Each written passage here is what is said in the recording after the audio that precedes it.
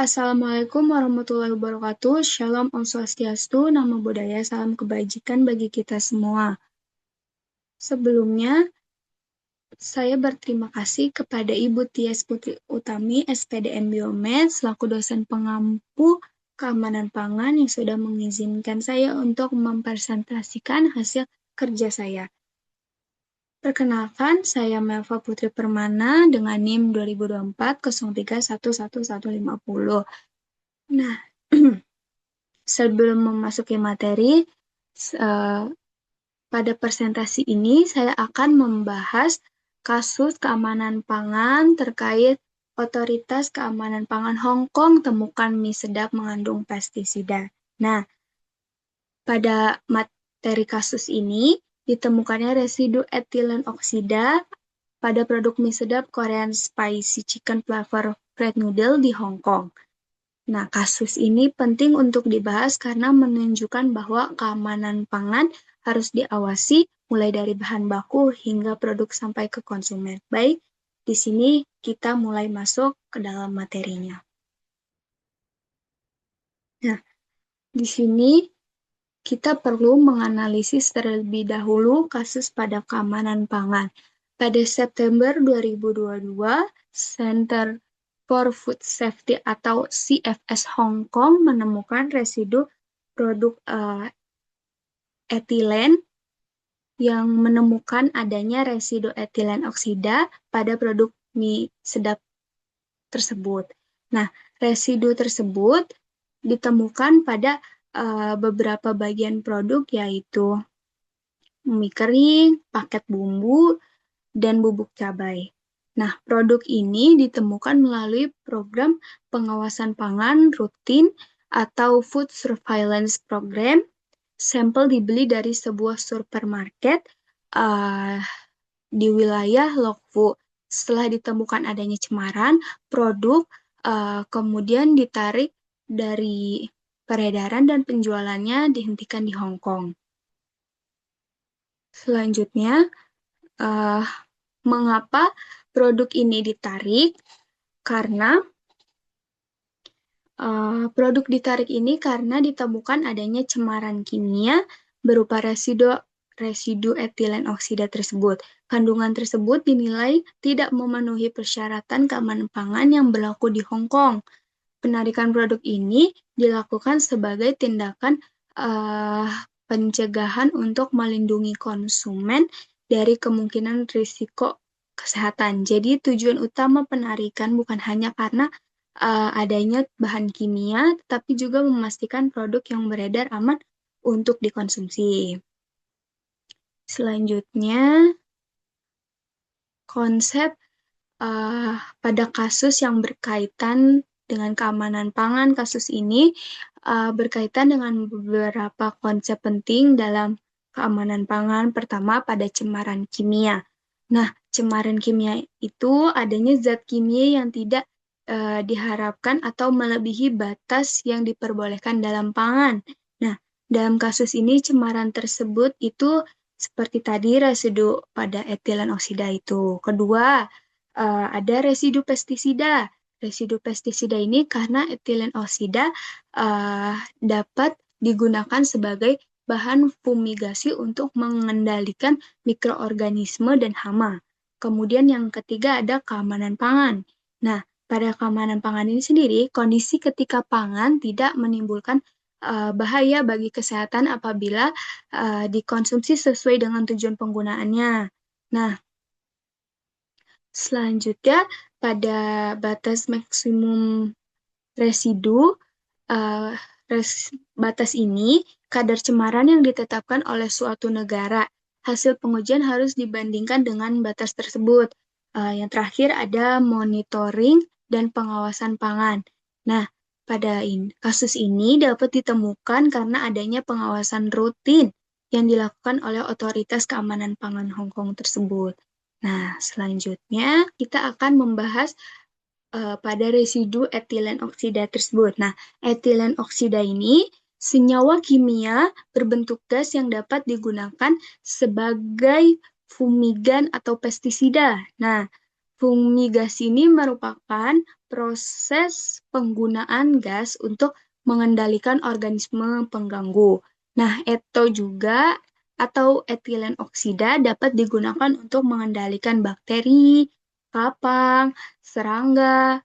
Namun, penggunaan etio ini harus diawasi karena residunya dapat tertinggal pada bahan pangan. Nah, etio ini juga dapat bereaksi dengan senyawa yang mengandung ion klorida dan membentuk dua kloroetanol atau dua Ce atau Ce. Senyawa dua Ce ini dapat digunakan sebagai salah satu indikator dalam pemeriksaan yang berkaitan dengan paparan atau residu etio. Nah, selanjutnya di sini ada regulasi yang berkaitan pada keamanan pangan kasus tersebut. Nah, di sini setiap negara memiliki ketentuan yang dapat berbeda dalam mengatur residu bahan kimia pada pangan. Nah, pada wilayah Indonesia sendiri, berdasarkan keputusan Kepala BPOM nomor 229 tahun 2022, terdapat ketentuan mengenai batas residu etilen oksida dan 2-kloroetanol sebagai bagian dari upaya mitigasi resiko kesehatan. Nah, sedangkan pada wilayah Hong Kong, Center for Food Safety ini menggunakan ketentuan pestisida residu in food regulation atau CAP 132 cm. Secara umum, pangan yang mengandung residu pestisida hanya boleh dijual apabila konsumsinya tidak membahayakan atau merugikan kesehatan. Nah, oleh karena itu, hasil pengujian suatu produk harus dinilai berdasarkan regulasi yang berlaku di wilayah tempat produk tersebut dipasarkan. Next, pada dampak dan resiko kesehatan keamanan pangan ini, etilen oksida atau ETO memiliki potensi menimbulkan efek toksik dan dapat menimbulkan risiko apabila terjadi paparan berulang. ETO juga diklasifikasikan sebagai zat yang bersifat karsinogenik berdasarkan klasifikasi IRC. Nah, namun pada resiko kesehatan tidak hanya ditentukan oleh ada atau tidaknya suatu zat. Resiko juga dipengaruhi oleh jumlah residu yang terdapat dalam pangan, seberapa sering pangan tersebut dikonsumsi, berapa lama paparan terjadi, dan jumlah pangan yang dikonsumsi.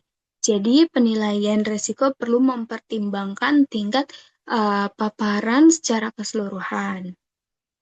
Next, ada faktor pengendalian dan tindakan korektif. Untuk mencegah terjadinya cemaran, pengendalian harus dilakukan sejak awal proses produksi.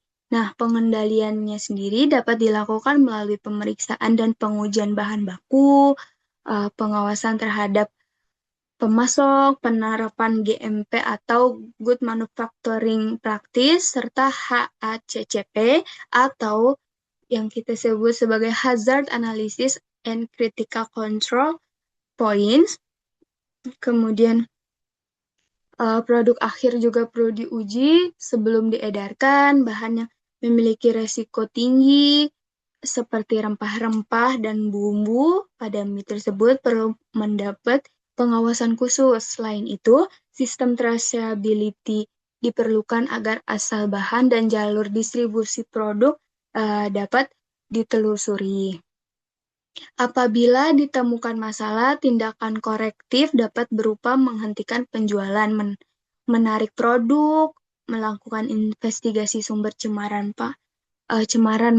menguji ulang produk, menelusuri nomor batch, dan meningkatkan pengawasan terhadap produk sejenis. Next, pada deteksi cemaran pangan ini, deteksi cemaran ETO dilakukan melalui beberapa tahap. Tahap pertama ada sampling. Nah, sampling ini pengambilan sampel dari produk yang beredar di pasar atau supermarket. Nah, tahap keduanya ada preparasi sampel. Pada tahap ini, bagian produk seperti mie, bumbu, dan bubuk cabainya dipisahkan dan dipersiapkan untuk dianalisis. Kemudian, tahap ketiganya ada analisis laboratorium. Pemeriksaan ini menggunakan metode yang dapat mendeteksi ETO atau senyawa turunannya seperti 2-kloretanol.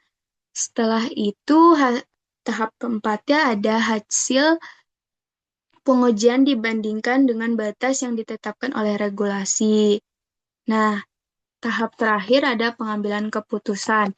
Uh, Apabila hasilnya tidak memenuhi persyaratan, otoritas dapat mengambil tindakan seperti menghentikan penjualan, menarik produk, dan melakukan investigasi lebih lanjut.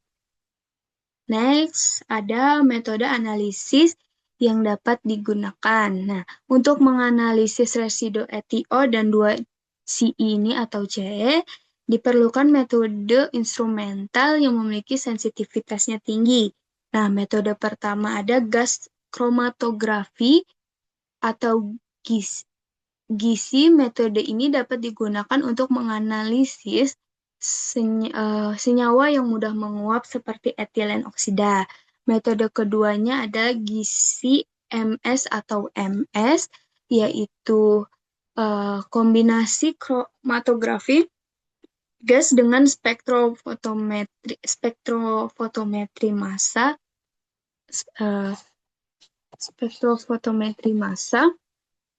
Metode ini dapat digunakan untuk mengidentifikasi senyawa, mengonfirmasi keberadaan cemaran, dan mengukur atau mengkuantifikasikan si kadar residunya. Selain itu, yang terakhir ada 2CI atau C ini dapat digunakan sebagai parameter atau indikator dalam analisis yang berkaitan dengan residu ETO. Next-nya ada analisis HACCP pada kasus keamanan pangan ini. Nah, pada analisis HACCP ini, setiap tahap produksi diperiksa untuk mengetahui potensi bahaya dan menentukan cara pengendaliannya. Nah, pada tahap penerimaan bahan baku, terdapat residu ETO pada rempah atau bumbu. Nah, pengendaliannya dilakukan melalui pemeriksaan pemasok dan pengujian bahan baku. Kemudian pada tahap penyimpanan terdapat resiko kontaminasi silang. Oleh karena itu, kondisi penyimpanan harus sesuai dan terkontrol. Nah, kemudian pada tahap pengolahan bumbu dan pencampuran ini, keduanya cemaran kimia dapat terbawa ke produk. Pengendaliannya dilakukan melalui pengawasan bahan dan proses produksi. Kemudian pada tahap pengemasan. Nah, pada tahap pengemasan ini perlu dilakukan monitoring untuk mencegah kontaminasi ulang. Nah, pada tahap produk akhir dilakukan pengujian laboratorium untuk memastikan produk ini memenuhi persyaratan keamanan. Kemudian pada tahap yang terakhir distribusi ini diperlukan sistem traceability dan recall agar produk dapat ditelusuri dan ditarik dengan cepat apabila ditemukan masalah. Nah, next, yang terakhir, kesimpulan yang dapat kita ambil dari kasus analisis berita tersebut. Berdasarkan kasus ini, dapat disimpulkan bahwa keamanan pangan tidak hanya ditentukan dari pemeriksaan produk akhir. Pengendalian harus dilakukan secara menyeluruh, mulai dari pemilihan dan pengujian bahan baku, proses produksi, penyimpanan, pengemasan, distribusi, hingga pengawasan oleh otoritas keamanan pangan. Kasus ini juga menunjukkan pentingnya pengujian laboratorium, penerapan GMP dan HACCP, sistem penelusuran produk, serta tindakan penarikan produk apabila ditemukan potensi risiko terhadap konsumen. Berikut ada daftar pustakanya. Sekian presentasi dari saya mengenai analisis kasus keamanan pangan terkait temuan residu etilen oksida pada produk mie sedap di Hong Kong. Dan saya berterima kasih kepada Ibu Tias Putri Utami SPDM Biomed yang sudah memberikan saya untuk mempresentasikan hasil kerja saya. Mohon maaf bila masih banyak salah-salah dalam penyampaian materi. Saya ucapkan terima kasih. Wassalamualaikum warahmatullahi wabarakatuh.